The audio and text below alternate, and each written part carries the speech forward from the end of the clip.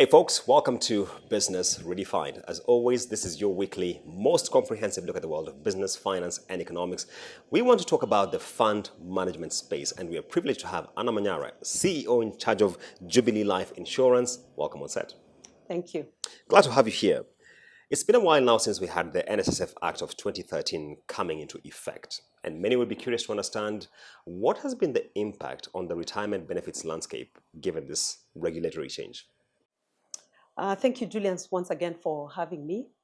I'll start by saying that the NSSF Act 2013 was delayed for a period of 10 years, and it only came into effect in 2023 because there was a court process a long court process that we went through, but finally it came through in 2023. At the beginning of the implementation of this act, there are two sets of contributions. So you have tier one contributions that primarily has to go to the NSSF, and then you have tier two contributions that you may opt out of NSSF and transition it to a privately managed pension fund. Now, in terms of impact, obviously the employees have benefited because we have seen employees whose contributions were capped at 400 shillings go all the way up to currently we are talking about 7,800 this year, 2025. So there has been a transition from a savings perspective. In the end, we're going to have these contributions going all the way to the full 6% of gross earnings.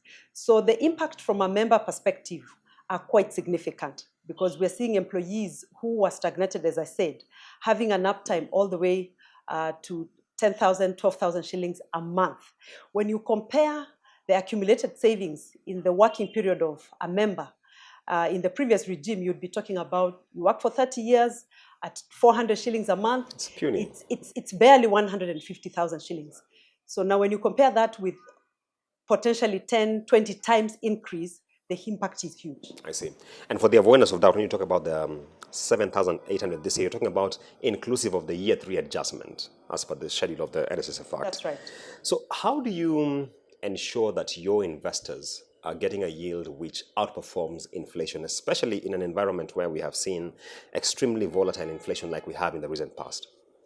So one of the things I needed to say is that privately managed funds have to go through a process of governance evaluation by the regulator, the RBA, to vet them out. Do you qualify from a size of assets perspective? Do you qualify from a systems perspective? Do you qualify from a compliance perspective? Do you qualify from how the fund and how the scheme is run to be able to be licensed to operate and receive tier 2 contributions?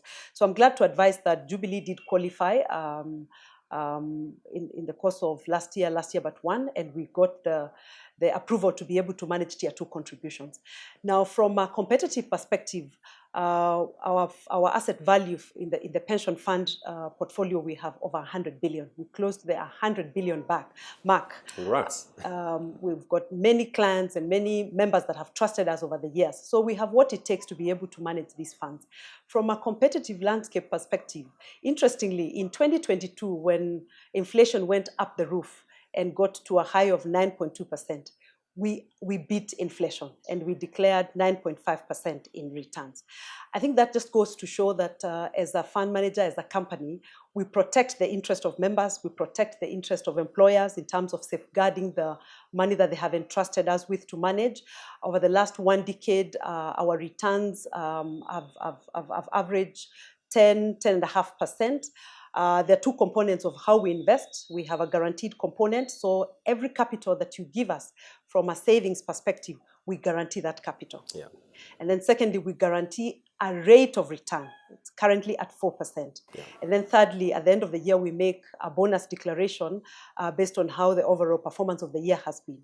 Now, we have put together a robust investment policy statement that we have curated professionally. It's been reviewed by the Retirement Benefits Authority. They have approved it. And that investment policy statement makes sure that we conserve the capital, makes sure that we give a return that is competitive, make sure that we preserve members' interest and the employer's interest. And that is what basically qualifies to be one of the best fund managers in the retirement benefit space. I'm curious as to how your asset mix looks like in terms of fixed income, equities, and any other portfolios you might be looking at.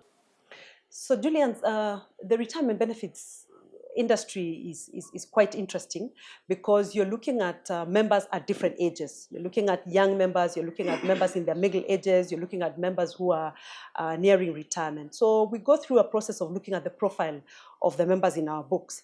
And when we structure it, one of the things that we must pay attention to is the fact that there are demands of cash flows.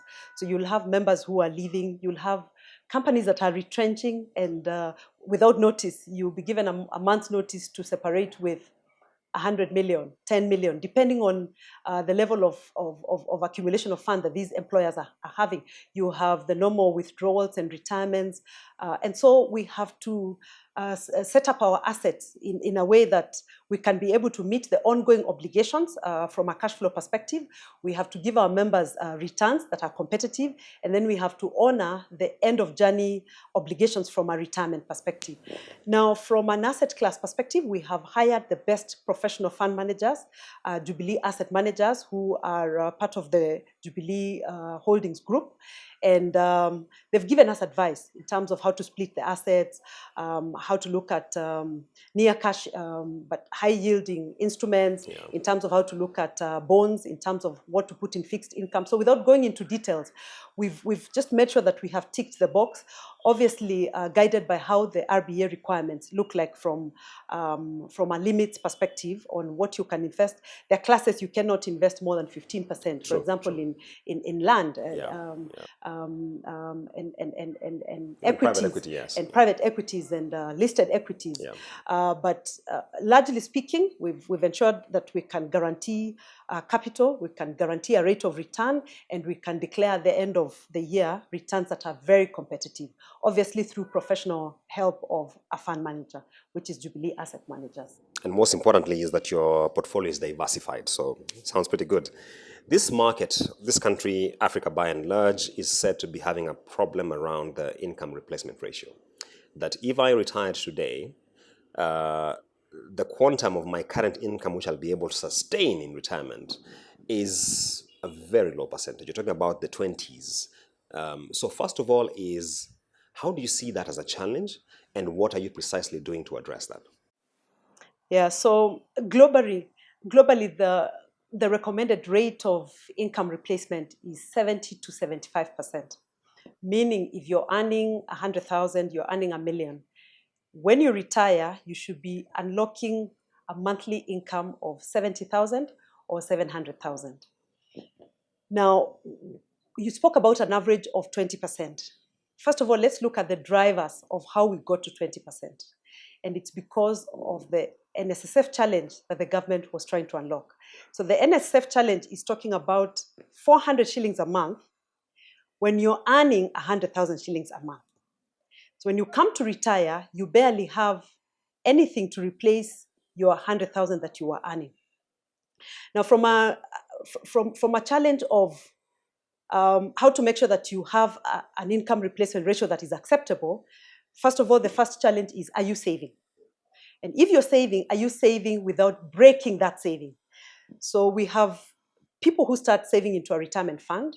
Down the line, they experience challenges if it's not in a structured formal employment structure, and they stop those savings. Or they change jobs and they come and interfere with that saving cycle and persistency and discipline. And they come and break this money and they withdraw the money for either recurrent expenditure or to buy a piece of land or to pay off a loan or whatever it is that they do. Or school fees. Or school fees. And then they forget that retirement savings are for retirement. So when you do break that cycle, then it means you interfere with the ability to accumulate this wealth for this retirement journey. Now, there are two ways of curing this. Number one, ensure that you start saving and you don't break the cycle. Number two, if you've broken the cycle, you have to replace that gap that you have created or that hole that you have created. How do you fill up that hole that you have created? By ramping up your savings rate. So if you've been saving at a rate of 10%, You need to see how to make what we call additional voluntary contributions. So you increase it maybe to 15% or to 12.5% to be able to play catch up with the years that you have lost. Now, at Jubilee Life, one of the things that we do is to carry out aggressive and consistent member education and awareness sessions and provide tools, income projection tools, income replacement tools, so that on a daily basis, on a monthly basis, when you get your statement, you can see, where am I at? How am I likely to replace my current income 5 years to come, 10 years to come, depending on the long range that you have between now and when you retire. If you see that you're falling short in terms of that gap that we were seeing, because we're talking about a gap of 50%, where at 20, you're supposed to be at 75. Then you can be able to bridge that gap. Now, if you're not able to bridge that gap, then we look at other ways. How can you use your bonuses that you get paid on an annual basis? How can you use your dividends that you earn through other assets that you have? How can we help you possibly look at liquidating some of your assets that you have in other classes of investments to be able to come and bring them back to achieve your net replacement ratio that you have? So those are some of the ways that we help individuals to be able to look at the income replacement ratio and to be able to meet it.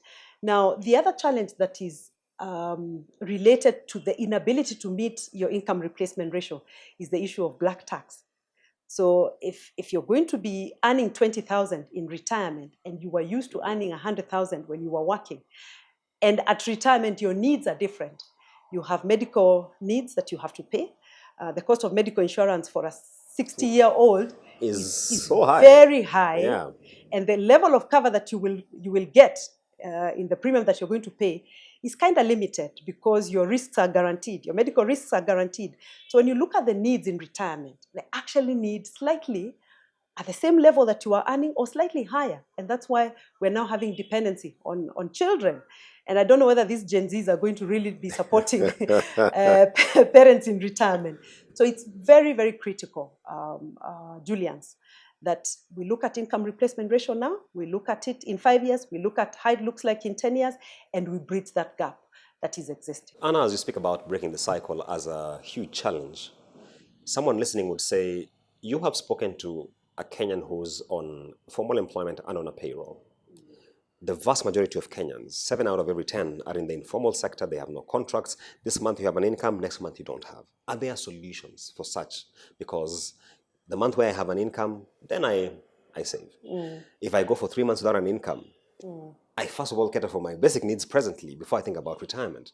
Are there solutions that people like yourselves are thinking about to address this need? So when the Tier 2 contributions were approved for Jubilee Life to be transitioned to us, there are 3 portfolios that one can invest in. One of them is the umbrella fund. An umbrella fund is for employers that are in place but the management does not want to be involved in the day-to-day administration. And so they outsource that to Jubilee. The second one is an individual pension plan that any person working in the street, whether you're running a business in the informal sector, whether you're a professional who's a doctor, you're a lawyer, you're an accountant, where you run your own firm, you can come and participate in. And then the third one is an individual provident fund. Obviously, there's a difference between an individual pension plan and an individual provident fund. A provident fund is you're allowed to take 100% at retirement. In a personal pension plan, you cash out a third, you use the balance of 67% to purchase a regular salary or a regular income when you retire. Now, these 2 individual pension arrangements are welcome for anybody, and it's plug and play. You open an account tomorrow at Jubilee Life, you start contributing tomorrow. You get your income projection tools, you get your interest calculation tools, and you're able to start planning for your retirement. So we've catered for everybody, whether you're a professional, whether if you call it Juakali, whether you're a mama mboga, whether you're a doctor, whatever profession that you're in, whether you're an employer, whether you're a house girl, whoever you are, whether you're groups of a chama that you've come together for investment purposes and you're asking yourselves, what are we going to be doing in retirement? We've catered for you, and it's plug and play. Come in tomorrow, you come this afternoon, you fill a form, you fill it online, You have access to your statements, which come on a monthly basis. You can view what our returns are. You can view what it means for your future. You can view what those gaps that we were talking about in terms of income replacement gaps, and then we can help you. Obviously, we would also be able to grant you access to a professional advisor who can help you with the journey, because some of the retirement technicalities may not be knowledgeable. You may not be knowledgeable to understand them. So we help you from a resourcing perspective to help you in that journey. Kenya has been said to have a challenge in terms of the savings rate. We are lagging behind, and the current administration has spoken recurrently about this. I'm curious to know what your thoughts are about it and how the new NSSF Act help us address this challenge. You know, Julians, what drags us behind as a nation in terms of the low savings rate, currently it's about 12%, 10 to about 12%, is the fact that NSSF contributions were capped at 200 shillings, at 400 shillings max. Whether you're earning $1 million a month, or you're earning 50,000, or you're earning 100,000. So this 11, 12% is the contribution of private sector, and thankfully there are employers who set up retirement funds even before the NSSF Act was amended. Other nations in Africa, when you look at the average in Africa, it's 17%. When you look at markets like South Africa, they have a higher rate of savings. You go to nations in Europe, in the US, you find their rates of savings are high. Why? Because legislative-wise, the maximum or the minimum saving rates were capped through the national, in our case, the NSSF. Now, you've spoken about the contributing factors and what we need to do to catch up in saving. If you look at savings in SACCOs, the SACCO movement, it's been robust for a period of time. Why? Because there's what is in for me. And what is in for me is that I can get a loan and do something. But it does not preserve the fact that you need to sustain your savings rate to retirement. Yeah. Because if you save and then you take a loan, you break the savings cycle. So in order for us to remain consistent, you have to start saving when you're young. You have to start saving when you're 25. You have to continue saving without breaking that cycle. You have to see what gaps are existing in your saving journey, and then fix those gaps.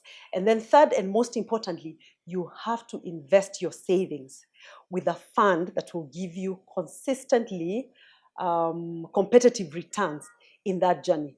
That fund manager needs to ensure that there are no volatilities. You know, Julian, I was looking at my own statement in terms of, I've got if I retire at 60, I've got 12 years to go. I'm 48. So I was looking at my statement, and I look at it every month. And I was asking myself, happy. I'm happy. I've got a good employer, let me say. I've got a very good employer. Yes. So when I was looking at that statement every month, I've now filled a form to make additional voluntary contributions. Why? And I'm being very honest. It's because I've realized I need to ramp up my journey to how I get to that replacement ratio of 75%. So when you look at the low savings rate that we have of 12%, when you look at the income replacement ratio we have of 20%, then you realize ourselves and our employers do not have an option. We have to set a minimum of not less than 7.5%. From a savings perspective, whether you have an employer who's sponsoring you, or you have to get money off your own. You spoke about people who are in business. Yeah. You know, people who are in business have windfalls. You can make $1 million, and then you can go for 6 months without making any money. What do you need to do? You need to sit with a professional advisor, and at Jubilee we have these who can help you structure how to save when you have windfalls. So when you have windfalls, we put in a standing order, or you just pay a lump sum. And then that money can cover 6 months, it can cover 8 months, and then you have the next windfall you have. So you can make it quarterly, you can make it half yearly, you can make it annual when you have your bonus, or when you declare dividends. When you get dividends, you put it in a pot. Suffice to say, in a retirement arrangement, we have tax benefits. Yes. Kenyans have been complaining about tax. Especially with the new amendments. Exactly. So Kenyans have been complaining about tax. And increased tax. There's the housing levy, you know, there's the NHIF, there's social health, which is now SHA. But what we don't realize is that within the retirement benefit space, we've just gotten an increase, tax-free increase, jump from 20,000. You can save up to 20. Previously, we were saving up to 20,000 tax-free. Yes. It's been increased to 30,000 a month. Correct. Tax-free. So Julian, if you're earning 300,000 a month and you save 10%, the entire 10% that you're saving of 30,000 is tax-free. Correct. And more importantly, the retirement benefits regime has been migrated from exempt tax to exempt, meaning that initially your final payout was subject to tax. Currently, thanks to the tax laws amendment, it is now exempt from tax. Wonderful. So many Kenyans normally shoot me this question, and I'd like to get your thoughts about it. If I'm already in a scheme with my employer, should I enhance my contributions there, or should I open a personal pension scheme on the side and run with it? What would be your advice? I think, Julian, it depends on, first and foremost, your personal goals. What are your goals? Yeah. When you're paid your retirement savings at 60 or 55, what do you want to do with that money? Our advice is that that money should go into an annuity or an income drawdown that you get that gives you a passive income. Yeah. So whether you're asleep, whether you're awake, money hits the bank account. So if that is your desire, and that's our recommendation, then if your employer's retirement fund is a provident fund, you do need to have a separate individual retirement fund where you open a personal pension plan, so that your provident fund will be paid to you in cash, but this personal pension plan forces you to have an income. Secondly, because of the way we change employment as Kenyans, as young professionals, 3 years you're with Nation Media, 3 years you're out. So in a span of 30 years, if you will work for 30 years, you've worked for potentially 5, 6, 7 employers. Every 3 years, as you change jobs, it's important that you lift that pot that you have built and you put it in this personal pension plan that I'm talking about. Why is this important? Because, number one, the various structures of the employers that you will work will be different. So you need sort of like a stable pot that aligns with your goals and your objectives, that you keep transferring savings from where you worked into this pot. Now, in this pot, you'll be seeing, what is my balance sheet of retirement looking like? What is my net replacement ratio looking like from this pot? And then with the active employer that you're with now, you can have 2 pots, my personal pot and the current employer's pot. So the advantage of this pot, as I mentioned, is to have a view. Every month you have a view, and you can be able to compare with your long-term goals. And obviously your employer's pot, you cannot withdraw it, because until you separate, you must maintain it. Yeah. And then thirdly, your employer's pot may have a fund whose goals do not align with your goals at retirement. Okay, let's wrap up our conversation. So now that we're talking about a regime in this country for contribution, which is 6% employee, 6% employer, how does Jubilee Insurance then position itself in the market to help Kenyans optimize the opportunity presented by this? I think, Julian, I'll go back to our investment policy statement as a company. You know, you can use 6% to invest it in a fund that's giving you 5% over 30 years, or you can use it in a fund that's giving you double over the 30-year period. I was just looking at the numbers before I left, and if you consistently invest 10,000 shillings with Jubilee for 10 years, it will give you 2 million. If you invest for 20 years, it will give you 7.2 million. If you invest for 30 years, it gives you 23 million. So this talks to the discipline that we were talking about, that if you break it at year 10, you only have 2 million, 2.3 million. If you don't break it until year 30, you have 23 million. So for us as Jubilee, this 6% must be shielded in terms of capital preservation. In other words, no matter how the markets go, no matter whether the markets go in the negative, they stabilize, they go up, for us, we are guaranteeing your capital. You will not have a reduction in your 10,000 shillings that you're contributing on a monthly basis. You preserve the capital. Secondly, we preserve and guarantee you a rate of return. Whether the markets are on the downturn or they are not, we guarantee you a rate of return. Currently, it's 4%. But then at the end of the year, we give you a bonus. And this bonus, over the last 10 years, it's been 10.5%.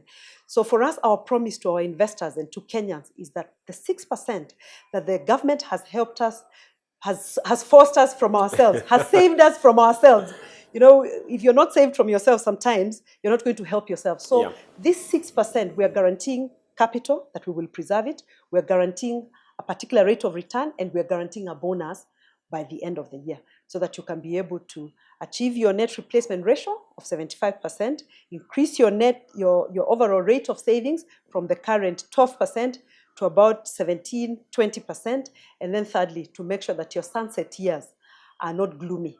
Julians, we have worked very hard. Yeah. We have targets, we have KPIs to tick, day-to-day basis, year-to-year basis. In our sunset years, it behooves us to make sure that we can have time with our grandchildren, time in the village, time at the coast, time in the city, enjoying the years that we have been. Yes. Thank you so much, Anna Wanyara, for your insights on this subject, and we truly appreciate the invaluable knowledge that you have helped us with. We have been having a conversation on fund management, specifically drilling down into the developments in the regulatory landscape, as well as what Jubilee Life Insurance has to offer for you as an investor. So think about your retirement, how you're planning about it. Remember, capital preservation, get a yield on your return, and most importantly, ensure that your years of work are worthwhile and don't break the saving cycle. Stay tuned for all the details on matters fund management and the investment landscape.